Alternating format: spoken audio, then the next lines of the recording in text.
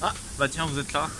Salut à tous. Bon, mon PVT est bientôt fini parce que là donc je suis arrivé en fait en août 2018 dernier et puis là au moment où je tourne la vidéo on est début août 2019 et ce qui fait que ça va faire bientôt un an que je suis là, donc je vais bientôt repartir en France déjà et je voulais faire justement un petit bilan de cette année, parler des points positifs et négatifs selon mon ressenti sur le Japon en général, sur voilà tout ce qui peut être, je sais pas moi, le cadre de vie, la nourriture, les gens, les avantages et les inconvénients de vivre au Japon. Je voulais faire un petit bilan, donc je pense que je vais découper ça en deux vidéos avec d'un côté les côtés positifs et d'un côté les côtés négatifs. Un petit bilan de cette année au Japon, j'espère que ça va vous plaire. Allez, on va commencer tout ça tout de suite. Bon, je voulais vous commencer par vous parler des points positifs. Pour moi, un des trucs les plus incroyables qu'on peut remarquer au Japon, même quand on vient juste quelques semaines, on va dire en voyage, c'est le cadre de vie en fait au Japon qui est vraiment extraordinaire. Le Japon d'une manière générale est un pays qui est beaucoup plus riche, le niveau de vie est plus élevé qu'en France, que ce soit au niveau je dirais des structures, tout ce qui est au quotidien. Par exemple, les trains sont vraiment d'une qualité extraordinaire, quand on prend le train, les trains sont à l'heure, les trains sont toujours propres, ce qui fait que c'est vrai que quand on compare la SNCF avec les trains japonais, en fait une fois qu'on a goûté au train japonais, quand on revient en France, en fait déjà que moi par exemple je ne supportais pas la SNCF de base comme tout le monde, mais une fois qu'on a déjà goûté en fait au niveau, la qualité de service des trains japonais, du coup quand on revient en France après c'est encore pire, c'est beaucoup plus insupportable. On se dit mais comment ça se fait? La différence aussi c'est que bon le train est privé en fait. En tout cas le constat au Japon, je dis pas que ça serait pareil en France si les SNCF devenaient privatiser, mais en tout cas au Japon on peut constater que le service est vraiment parfait, tout comme je disais, tout est propre, les trains sont à l'heure, c'est incroyable. Les retards sont très rares, ou alors c'est un retard de 5 minutes, c'est pas comme des retards de 20 minutes ou de 1 heure qu'on peut avoir assez régulièrement chez nous. Mais par contre l'inconvénient du coup des trains japonais, mais j'en parlerai en détail dans l'autre vidéo, c'est que les trains sont très chers au Japon, mais voilà, je détaillerai plus tard. Tout ce qui est transport en général est vraiment de très bonne qualité. Pareil, le métro est propre, le métro est parfait. Après ce qui est vraiment différent aussi, c'est qu'en fait on a tout au même endroit. C'est pas on a juste une gare, c'est qu'on a des gares, des centres commerciaux, des restaurants, on a tout au même endroit quoi. Et avec de la clim. Je peux aussi rajouter dans tout ce qui est cadre de vie, un gros point fort du Japon pour moi aussi comparé à la France, ce sont les toilettes. Au Japon les toilettes sont gratuites, publiques, je parle, les toilettes publiques sont gratuites et il y en a vraiment partout. Moi je trouve ça vraiment, d'un côté je comprends, mais je trouve ça vraiment en fait incroyable qu'en France, si on est dans un lieu public, ça soit genre le parcours du combattant pour juste trouver des toilettes gratuites, payer pour aller aux toilettes, je trouve ça vraiment pas génial du tout. Et souvent en fait les toilettes sont quand même dégueulasses quoi. Si on va sur les aires d'autoroute en France, les toilettes sont immondes. Dans les gares c'est pareil, même si les gens payent. Au Japon les toilettes il y en a de partout, il y en a vraiment tous les 50 mètres. Si on a envie d'aller aux toilettes, il y en a partout. En fait on peut en trouver dans toutes les gares, tous les arrêts de métro, il y a des toilettes. Dans tous les combini, sachant que des combini en ville, il y en a partout, il y a des toilettes. À ce niveau-là, c'est vraiment génial. Enfin, moi, je trouve que c'est hyper important et je comprends pas. Enfin voilà, à ce niveau-là, comparé à la France, c'est le jour et la nuit, quoi. Un truc que je pourrais rajouter aussi en termes de cadre de vie, c'est que, alors, c'est pas le cas dans toutes les villes, mais dans la plupart, par exemple à Tokyo, c'est par rapport aux fumeurs. Moi, par exemple, je suis quelqu'un qui ne fume pas. Et que je supporte pas la fumée. Et moi en France ça m'énerve quand je me promène en ville, mais genre tout le temps me prendre de la fumée de tabac dans la gueule, parce qu'il y a, en plus il y a énormément de fumeurs en France. Konnichiwa. Donc tu sais, il y a énormément en fait de fumeurs en France, et puis les gens fument partout dans la rue, et ce qui fait que moi je me promène, j'ai toujours de la fumée dans la gueule. Et bon, ça rejoint aussi le savoir-vivre, mais ça j'en reparlerai un petit peu tout à l'heure. Du coup en fait au Japon, et c'est pas le cas à Osaka par exemple, mais à Tokyo c'est le cas, et dans d'autres villes comme Fukuoka par exemple, il y a des zones réservées aux fumeurs dans la voie publique, ce qui fait qu'en fait en soi ils ont aménagé des zones fumeurs, les fumeurs s'enfument entre eux et les non-fumeurs ont la paix. Et donc du coup ça moi je considère que ça rejoint un peu le cadre de vie en général, voilà. Le gouvernement met les moyens pour toutes ces structures publiques, ce qui fait qu'en fait tout est très bien entretenu, tout est de bonne qualité. Et ça fait la différence en fait, ce sont plein de petits trucs au quotidien qui rendent en fait la vie plus agréable. Ça fait partie vraiment des gros points positifs quand on vit au Japon.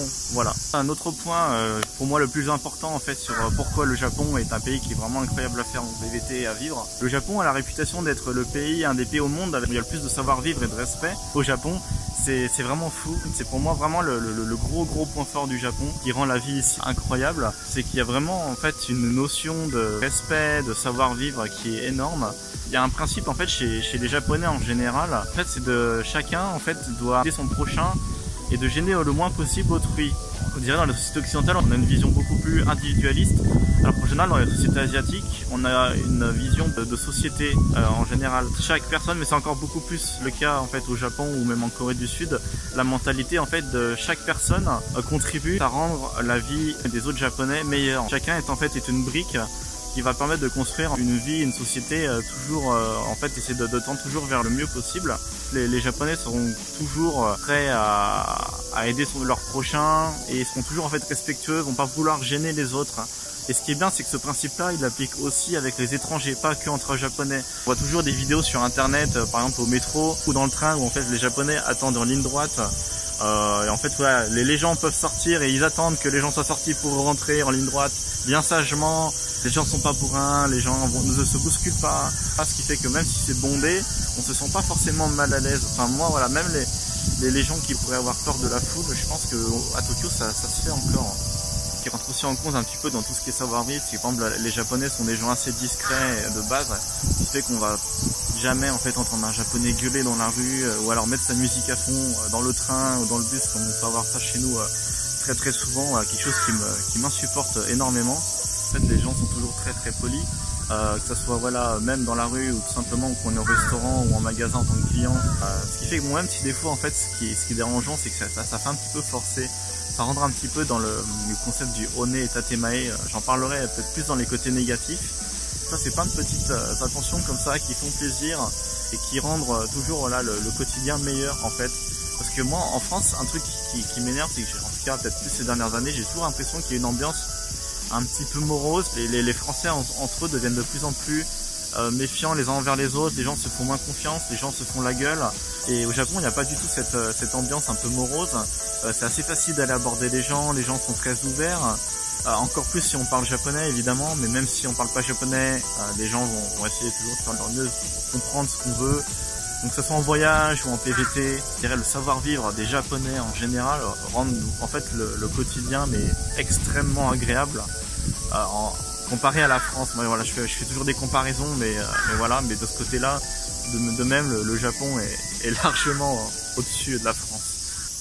Allez, autre point qui est vraiment appréciable au Japon, c'est tout ce qui est la nourriture en général. Pourquoi? Parce que déjà, en fait, la nourriture japonaise est vraiment, je trouve, extraordinaire. Et surtout, en fait, elle est beaucoup moins chère. Et moi, je trouve ça vraiment incroyable. Les restaurants sont bien moins chers comparé à la France, par exemple. Ce qui fait qu'en fait, on peut même quasiment manger, je dirais, tous les jours au restaurant. Et c'est pas un problème, en fait, parce que au final, on peut manger très bien pour moins de 1000 yens. 1000 yens, ça fait à peu près 8 €. Et même beaucoup moins cher des fois. Et ce qui fait que, ouais, moi, par exemple, bon, c'est un peu la fainéantise, mais moi, en gros, je cuisine pas au Japon. Pourquoi? Parce que la nourriture, en fait, qu'on l'achète à la fois en magasin ou qu'on aille juste simplement aller manger un bout au resto, c'est vraiment pas cher. Donc, c'est assez facile pour s'en sortir pour une dizaine d'euros par jour en mangeant, mais très bien et à sa faim, et des plats très bons. Quand on regarde en France, en fait, les restaurants les moins chers en général, c'est ce qu'on va appeler les fast-food, les kebabs, les McDo, ce genre de trucs, les Burger King, ou les flunch éventuellement où on peut manger pour moins de 10 €. Et en fait, au Japon, ce qui est con, c'est que limite, en fait, les fast-food qu'on connaît chez nous, genre McDo ou Burger King, c'est presque limite plus cher que quand on mange local. Ce qui fait que moi, au final, les fast-food occidentaux, comme ils appellent ça ici, bah, au final, sont presque, j'y vais pas si souvent que ça. Et en fait, à l'inverse, ils ont pas mal d'enseignes vraiment pas chères. Moi, par exemple, j'adore aller au Matsuya, en fait, une enseigne de donburi. Donburi, en fait, c'est des plats, en fait, vous avez des bols de riz avec de la viande au-dessus et plein d'autres trucs, une infinité de variantes de donburi. Et en fait, c'est voilà, des plats qui ont en gros 600 yens, donc 5 €, et j'ai un grand plat comme ça avec même une petite soupe miso à côté. Et je mange à ma faim pour 6 €. Je veux manger un petit curry ou un ramen, les ramen sont pareils, elles sont à 7-8 €. Donc la nourriture au Japon, parfait, pareil, bon point, surtout pour le prix, hein, voilà. On se bourre la panse et on se met bien pour pas cher, quoi, voilà. Un autre point moi, que j'apprécie aussi énormément au Japon, en fait, c'est tout ce qui est, on va dire, les paysages et tout ce qui est temple et sanctuaire aussi. Parce que j'aime bien, moi au Japon, les paysages en fait sont assez variés et c'est surtout des paysages de montagne. Et moi j'aime beaucoup les pays en fait qui ont des paysages assez montagneux. Moi j'aime pas trop quand c'est plat, j'aime bien quand il y a du relief, voilà. Et le Japon est un pays qui est composé à les 80% de montagnes, ce qui fait qu'il voilà, y a beaucoup de relief et ça redonne toujours des paysages assez incroyables. Et puis les climats sont assez variés en fait. C'est comme en France. En France aussi on a l'avantage d'avoir une variété de climats et de paysages assez impressionnantes. Au Japon c'est pareil, du coup c'est bien parce que vu que c'est un pays en fait qui est tout en longueur en fait, comme ça, bah, du coup on a Hokkaido au nord qui est vraiment froid, c'est limite le climat de l'Alaska. Après on a toutes les variantes de température jusqu'à on va dire Kyushu où là c'est presque on va dire la température comme on peut avoir chez nous au sud de la France. Puis après il y a Okinawa, les îles d'Okinawa où c'est le climat un petit peu de Hawaï.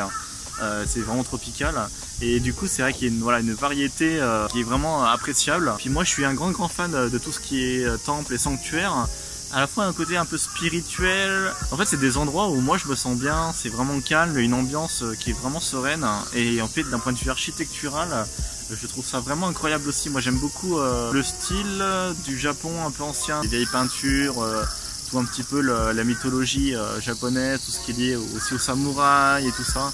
C'est un univers qui me passionne énormément. Vous pouvez voir dans mes vidéos que je visite énormément de temples et c'est vrai qu'au sanctuaire, mais c'est quelque chose que j'aime énormément au Japon. Donc évidemment quand ça fait partie du cadre de vie aussi, parce qu'il y en a un petit peu partout, les petits temples, bah, ça joue aussi un petit peu sur le confort au quotidien. Voilà. Voilà, je vais surtout parler là jusqu'à présent un petit peu des avantages qu'on vit au Japon un peu au quotidien sur un peu tous les aspects. Mais là je voulais maintenant vous parler plutôt en fait de qu'est-ce que ça peut vous apporter en fait de vivre au Japon d'un point de vue personnel et ou professionnel. Le Japon a l'avantage d'être un pays en fait qui est très différent de notre culture, tout en étant un pays qui est riche, donc en fait qui est agréable à vivre. Et ce qui fait qu'en gros si vous recherchez une expérience vraiment, voilà, si vous voulez tenter de faire un PVT Japon, de vivre un an dans un pays qui est très différent, avec une langue en fait totalement différente, qui n'est voilà, ni de l'anglais ou une langue européenne, le Japon me paraît être un bon choix. D'un point de vue apprentissage de la langue, le japonais est une langue qui est vraiment intéressante. Moi j'adore le japonais en tant que langue. Voilà, j'apprends par moi-même pour l'instant. C'est un parcours qui est très long, hein, je dirais même pour vraiment se mettre sérieusement dans le japonais, ça demande une vie entière. Le fait de vivre, d'avoir vécu au Japon, je pense que c'est intéressant d'un point de vue personnel et professionnel. Bon, l'avantage qu'on a en PVT, c'est qu'on peut travailler aussi. Ça nous fait de l'expérience professionnelle qui est très différente. Et donc du coup, bah, ça permet vraiment d'apprendre une autre façon de travailler, c'est une autre culture. Et même, je pense que sur le CV, c'est très intéressant d'avoir travaillé dans une entreprise japonaise. Même si c'est pas dans votre secteur d'activité, je pense que ça fait toujours un plus dans un CV, parce que le Japon a la réputation d'être un pays où les gens sont très bosseurs et très sérieux. Donc je pense que le fait d'avoir dit bah, j'ai travaillé au Japon dans une entreprise japonaise, bah, ça montre que bah, déjà vous êtes capable de vous débrouiller tout seul dans une langue que vous ne maîtrisez pas. Donc ça peut vous montrer de vous que vous êtes, je sais pas moi, très débrouillard, que vous êtes ouvert d'esprit. Donc c'est des qualités, je pense, qui sont intéressantes à montrer pour des futurs entretiens. Moi je pense que tout est bon à prendre. Moi j'ai travaillé dans une station de ski en hiver. Je suis graphiste de base, bon c'est pas le même métier, mais ça me dérangera pas d'en parler. Je pense que ça intéressera mes futurs employeurs. Voilà, si vous voulez faire des PVT et que vous savez pas trop quel pays, je pense que le Japon est une bonne destination. Il y a une petite fierté personnelle, parce que je pense que même si c'est anecdotique, on dit comme ça aux gens, ah bah tiens, je sais parler un petit peu japonais. Voilà, c'est une langue un peu exotique, donc je pense que c'est toujours intéressant qu'on connaît un petit peu une langue exotique. Ça change un petit peu, voilà, de l'anglais par exemple. Bon voilà, j'ai essayé de faire un petit condensé de moi ce qui m'a marqué positivement au Japon. Je pourrais vous en parler pendant des heures, mais bon, c'est pas le but ici, donc j'ai essayé de résumer au maximum. Bon, vous allez me retrouver très vite, là je vais faire une deuxième partie sur ce que j'ai pas trop aimé au Japon, ou sur la vie en général et tout, ou les petites expériences négatives que j'aurais pu avoir. Donc retrouvez-moi très vite pour la deuxième partie de cette vidéo. Jusque là, je vous dis soyez heureux et à bientôt.